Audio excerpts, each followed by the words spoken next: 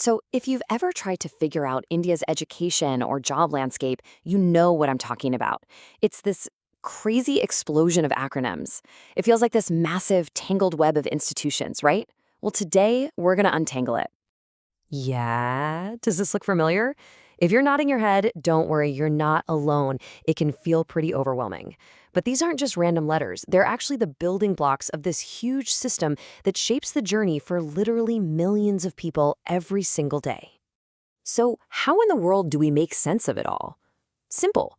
We're going to follow a path that everyone gets, the journey of a learner. From their first day of school all the way to their first day on the job. Think of it as our personal map to get through this maze. Let's dive in. Okay, but before we start our journey, we need to get one key concept down: the Apex Institute. Just think of these as the master architects of the whole system. They're the top dog organizations that set all the rules, they define the standards, and they basically give the overall direction for everything, from what you learn in school to how you get skilled up for a job.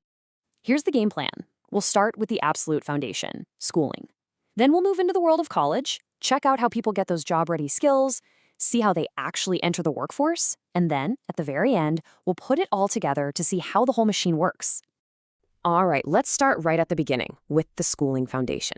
This is where the journey kicks off for millions and millions of kids across the country. At the very heart of it all is the NCERT, the National Council of Educational Research and Training. Now, its role is way bigger than just those textbooks we all remember, right? NCERT actually designs the entire national curriculum framework. That's basically the blueprint for what's taught in schools. They also do a ton of research and train teachers. They really are the architects of Indian schooling. So who's actually running the schools and giving out the big exams? Well, this is where you see two major players step in. On one side, you've got CBSE, the government's national board, which most schools are connected to.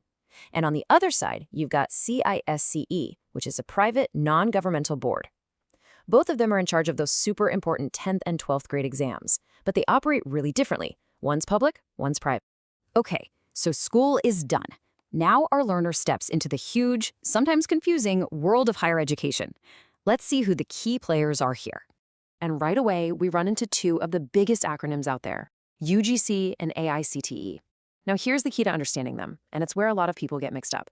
The UGC is the big boss for general university education. Think arts, sciences, humanities.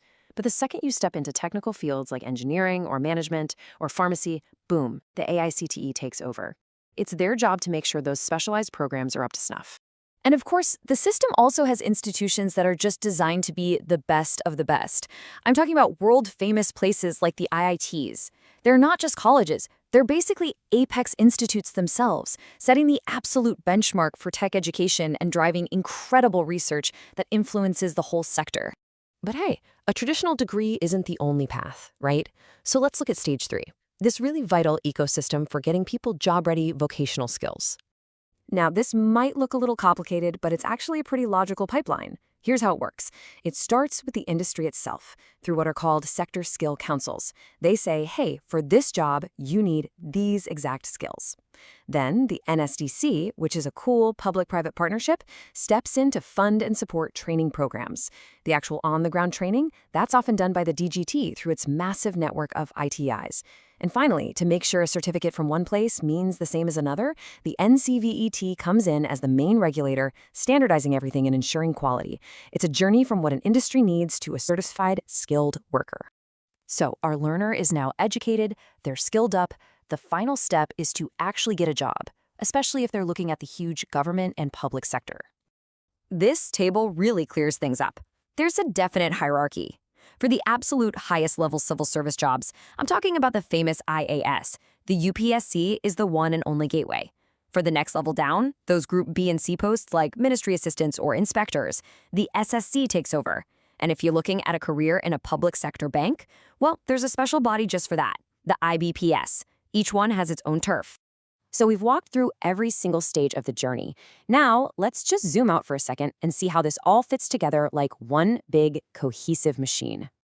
You see, when you put all those pieces together, you realize it's not just an alphabet soup after all. It's a really comprehensive system that's designed to build up the nation's human capital. You've got bodies that set the policies, others that decide what we learn, a whole ecosystem just to match skills with jobs, and fair ways for people to get hired. It's this dynamic framework that, when it's working right, is always trying to innovate and meet new challenges. So we did it. We mapped the labyrinth. But I want to leave you with one final thought. This whole intricate system, it was designed for the needs and the challenges of a different time, of yesterday's India. As we look ahead to a future of AI, automation, and a totally global economy, the real question isn't just what these institutions do anymore. It's how do they need to change? How must they evolve to build the workforce of tomorrow? What's the next evolution of this alphabet soup going to look like? That's something for all of us to think